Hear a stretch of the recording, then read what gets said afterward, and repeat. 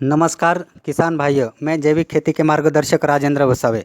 कृषि जागृति चलो गांव की ओर पार्ट 1, क्योंकि कल भी पार्ट 1 का ही था और आज भी हम पार्ट 1 का ही वीडियो बनाएंगे।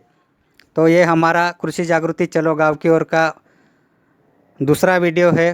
हमारा यूट्यूब चैनल जैविक क्रांति ऑर्गेनिक फार्मिंग को सब्सक्राइब, लाइक और शेयर कीजिए। तो चलिए किसान भाइयों, शुरुआत करते हैं।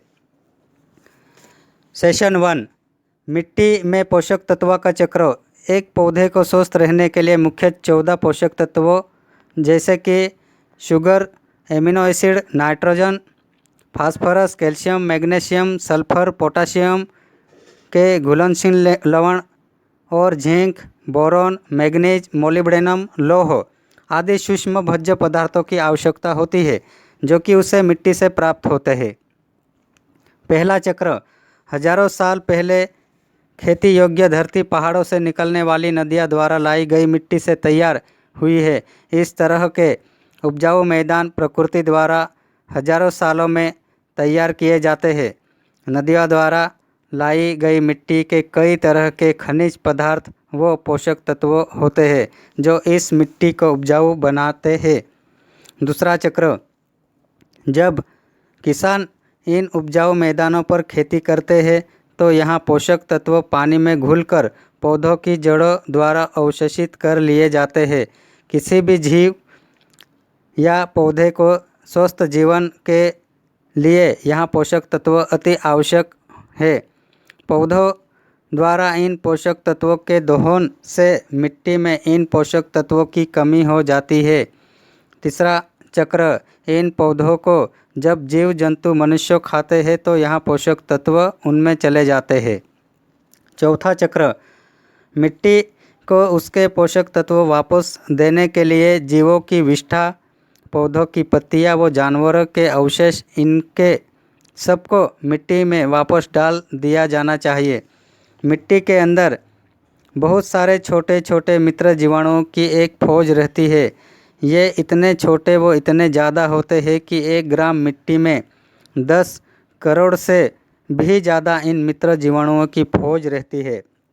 इनकी लगभग 10,000 प्रजातियां हैं, लेकिन इनमें से जो हमारी मिट्टी को उपजाऊ बनाती है वो है मुख्यतः राइजोबियम, एजोटोबैक्टर, पीएसबी इत्यादि। जब हम कोई जैविक तत्व जैसे कि पशुओं का गोबर, फसलों के अवशेष, सब्जी के पत्ते मिट्टी में डालते हैं तो ये तत्व कुछ दिन मिट्टी में रहने के बाद सड़कर ह्यूमस पैदा करते हैं।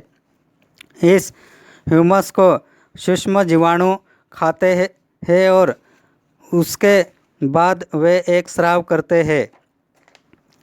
इस स्राव से मिट्टी को बहुत सारे पोषक तत्व जैसे कि शुगर, एमिनो एसिड तथा nitrogen, phosphorus, calcium, magnesium, sulphur, potassium के घुलनशील लवण और जिंक, बोरॉन, मैग्नीज, मोलिब्डेनम, लौह आदि सूक्ष्म भोज्य पदार्थ प्राप्त होते हैं। इस तरह से मिट्टी को पोषक तत्व वापस मिल जाते हैं और इस प्रकार पोषक तत्वों का चक्र पूरा होता है।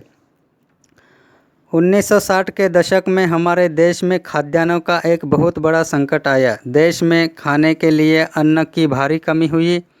उस समय इस समस्या से लड़ने के लिए देश के किसानों को आधुनिक खेती के लिए प्रेरित किया गया। हरित क्रांति के नाम पर किसानों पर जोर दिया गया कि वे इस दौर में संकर बीज, रासायनिक खाद व कीटनाशक दवाओं का इस्तेमाल करें। इन सब से अन्न का उत्पादन बढ़ा और भारत अन्न के मामले में आत्मनिर्भर हो गया। लेकिन आज इस नई व विकसित समझी जाने वाली खेती के दुष्परिणाम सामने आ गए हैं। वैज्ञानिकों के अनुसंधानों से पता चला है कि इस खेती से जहां एक और किसानों के भविष्य पर प्रश्न चिन्ह लग गया, वही दूसरी ओर इस तरह से उपजाऊ अन्न से पर्यावरण व मानव शरीर पर बुरा असर पड़ रहा है। तो दोस्तों, हमारा सेशन 1 यहीं पर ख़त्म होता है और सेशन 2 का वीडियो हम जल्द ही अपलोड करेंगे। तब तक के लिए आप किसान भाइयों को जैविक खेती के इस जानकारी को साझा करें और हम जिस महामारी के बीमारी से लड़ रहे हैं, इसीलिए किसानों को मैं यही कहना चाहूँगा कि आप रासायनिक खेती ना करें और जैविक खेती की ओर पहल करें, क्योंकि मैं आगे भी आपको